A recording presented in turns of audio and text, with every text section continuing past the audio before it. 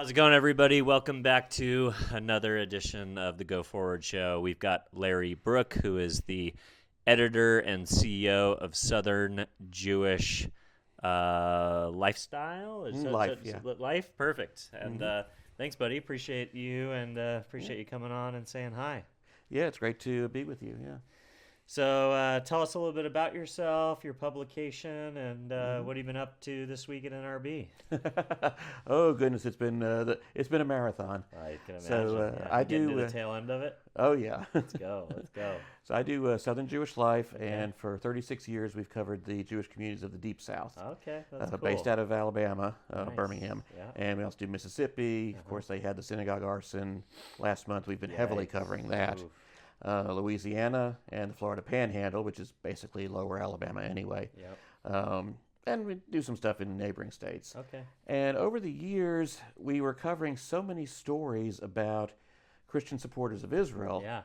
that, just based on being in the South, Right. Yeah, it's kind of big in the evangelical South. It's a Yeah. big part of religious culture down there, right? Mhm. Yeah, and so many of my colleagues around the country have absolutely zero idea of any of this. So, kind of pioneering that space, I guess, Let's go. just by osmosis. Yeah. And I decided there were so many amazing stories out there that just are not being told. Wow. About what Christians are doing for Israel and Jewish-Christian relations and the huge change in the Christian world regarding the Jewish people and Israel. These stories had to be told, so I started Israel Insight, which is online, and that's a publication mainly aimed at the pro-Israel Christian community. Okay, got it. So Yeah. I have my foot in both in both sides. That's awesome. As So it were. kind Yeah. of the Jewish life in the South, but also very much documenting the Christian Jewish crossover relationship. and Yeah, the supportive relationships, relationship. and because there's just so many things. I was just in a press conference where they were talking about these various initiatives regarding Israel that the FDA office that was just approved in the UAE. That's going to change, move all the pharmaceutical manufacturing that we depend on from China, which is iffy, Very. to the Middle East, to the Abraham Accords countries. Well, that initiative came from a small group out of Birmingham, Alabama. No way. That was initially a Christian group, and also they mentioned House Speaker Mike Johnson going to the territories, going to Ariel this past, as the highest-ranking U.S. official ever to go across the Green Line into the territories because it's always been too controversial. Yeah. Same group out of Alabama that made that happen. Wow. So there's all these amazing stories, So cool. and they just need to be reported. And so Yeah, tell me about I it. took that on. Okay, I love it. And then anything interesting happened this week that you're bringing back to your readers and your viewers?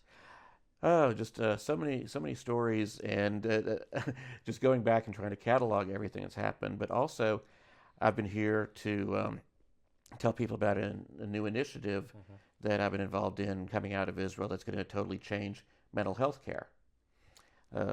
It started because everybody in Israel after October 7th and the war. It's kind of like an entire nation being submitted to PTSD in a way. Right? Exactly. Yeah. Everybody's got it. Yeah. And it takes forever to see a therapist because there's only so many to go around. Yeah. And there are all these groups doing all these initiatives to try to deal with the problem. So When you have a civilian military as well, conscripted military, that's tough. Everybody for those serves. guys. Yeah. Everyone serves, and everybody knows everybody. Yep. Even here in the United States, I mean, when the hostages were taken, Hirsch, one of the ones that was murdered by Hamas in the tunnel right before the rescuers could get there. A lot of us in the United States know his family. Oh my God. Because their family used to go to the summer camp in North Georgia. They do a Passover retreat every year, and the family was regulars there. My parents go to that every year. Jeez. So we say in Israel, there's no such thing as 6 degrees of separation. There's maybe 2. 1 or 2. Wow. At most. Oh, wow. Yeah. That's crazy. So everybody knows everybody. So it's like losing family members, literally. Yeah. So I've fallen in with this effort at Compedia, a global education tech company. I mean, they did all the education tech for the Museum of the Bible, for example. Yeah. They've gotten into the mental health space, so they were working with the leading psychology researchers at Hebrew University in Oxford.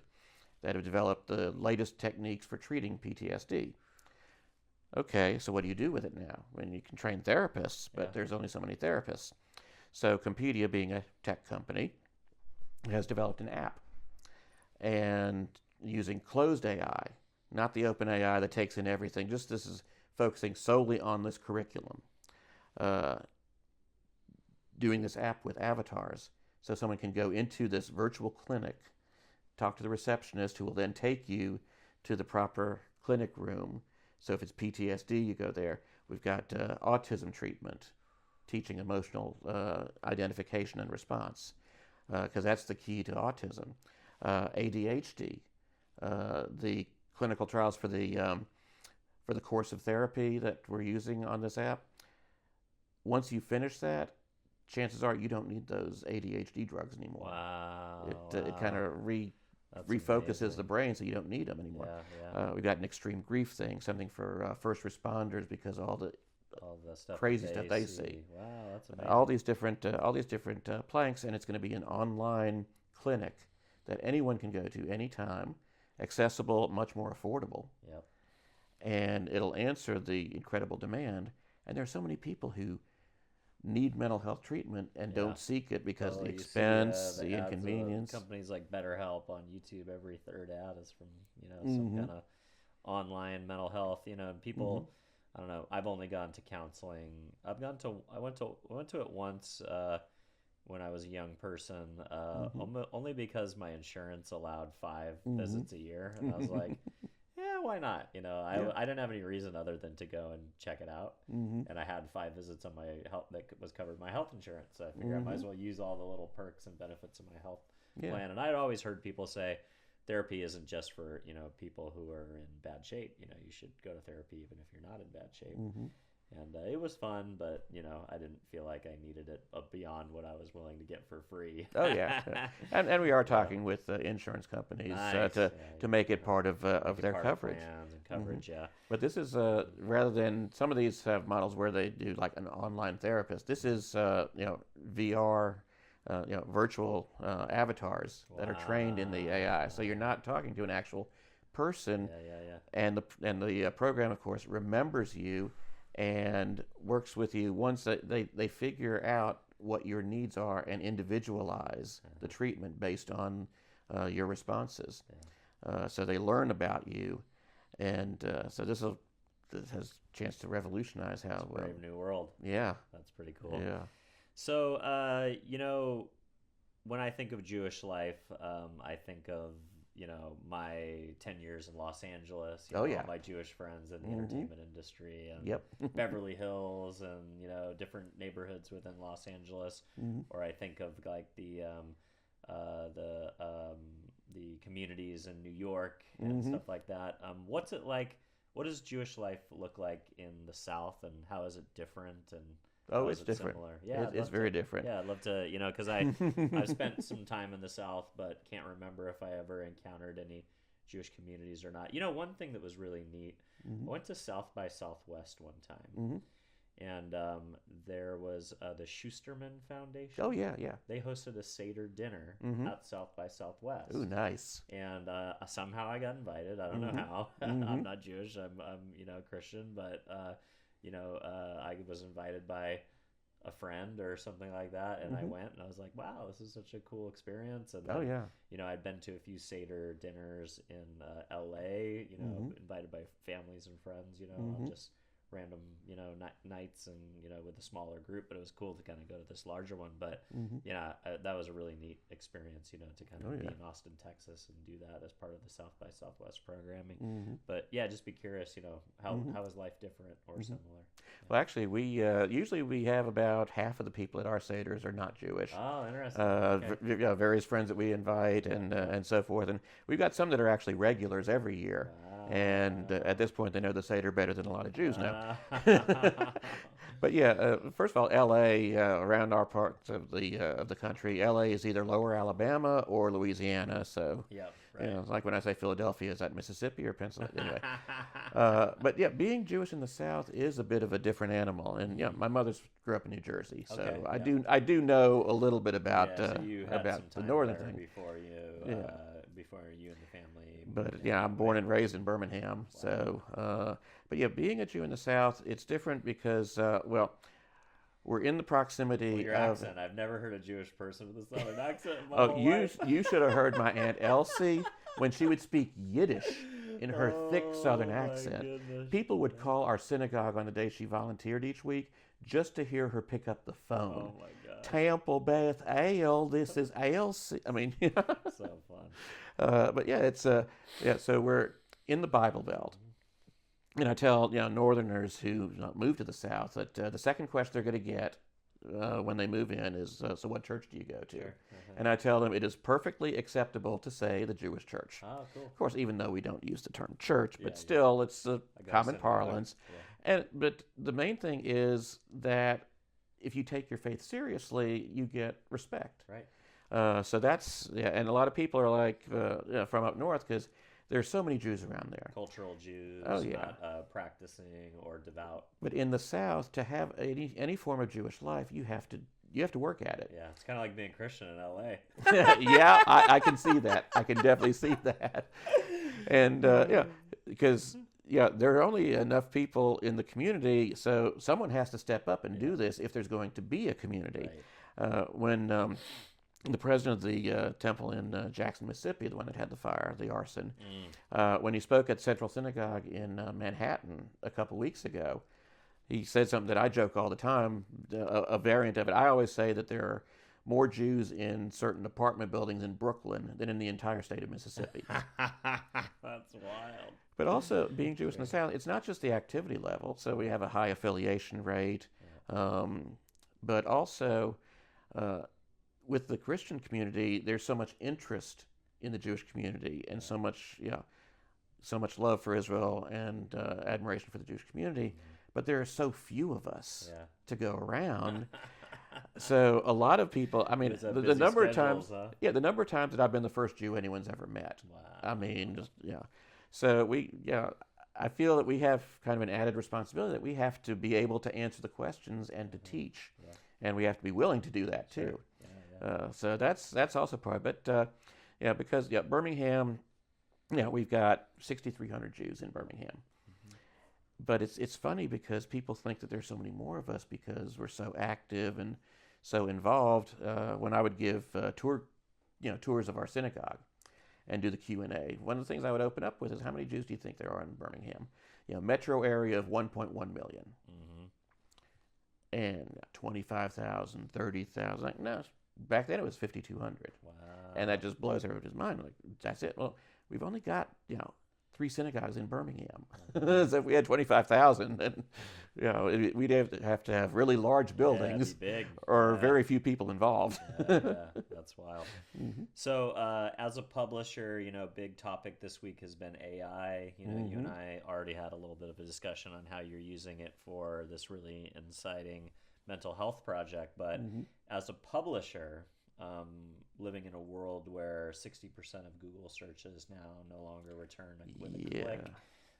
Thinking about, how do you monetize publications, and how do you, generate revenue? What are you doing in the age of AI to adapt as a publisher, not just in your content model and how you, execute your, your workforce and all that type of thing, but like in the idea of a world where, people are wanting to stay inside of these chatbots when they finish information versus to go visit pages and get cookied and all the things that we love to do as publishers for so many years before this new development. Be curious, how are you evolving in the world of AI? It's tricky, and I really do need to work more on that. I haven't dabbled too much with AI. I've just noticed that when I do a search, it gives me this AI summary now. Have you? How's traffic been for you? Have you seen a drop or an increase? Has it been noticeable? Hadn't really seen a drop or anything like that. That's good to hear. But we're such a niche publication as well. People kind of find you and go to you because it's something that they depend on, and they use it. Not because they're Googling an article and they discover you by accident, but they have an intention of going to your page and look at stuff. Yeah, really the biggest use I have for AI is when I'm recording an interview, and oh, my phone now does a transcript of it. That's cool. I don't have to type it out. I know. I just noticed that yesterday. I had an interview from a few. I woke up last night. I couldn't sleep for some reason. I woke up and did some work at 12:30, and I was tired. I didn't want to write a caption for a video on LinkedIn, and then all of a sudden I saw in Gemini there's this like whole transcription of my video. I'm like, what is this? I was like, all right, and that's just Google Drive, Gemini, watching it, boom, all that stuff, and I pretty much I was too tired. I copied and pasted. I cleaned it up a little bit, but it was pretty darn close for word. Oh yeah, and but it's performing really well this morning. And that's sometimes good. it can write better than I can. So, yeah. But people ask me if I have used AI for articles, and I'm a throwback. I'm a traditional journalist. I still know what off the record means, and I know that I'm supposed to figure out the story from the facts rather than from what I want the story to be. Yeah. You try to not insert your bias into it in any way. Yeah, so I'm a rare breed. So I haven't used AI to write stories or anything like that yet. And also with a kid that just started the university and another in 11th grade, that's a huge topic at school about. Yeah, don't be using that for your reports now. Of course. And then, are you guys experimenting with video as well? Obviously, for things like podcasts, for instance, podcasts are now 75% are video versus when we used to be able to do audio podcasts, only a few short years ago. Are you guys doing a lot on video too, or are you guys still pretty much written articles? I haven't really done video yet. At some point, I do need to look into that. Sure.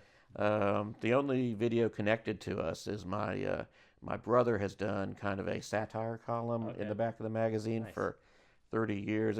It's satire, but with a biblical point to it. And he does a podcast every month about that.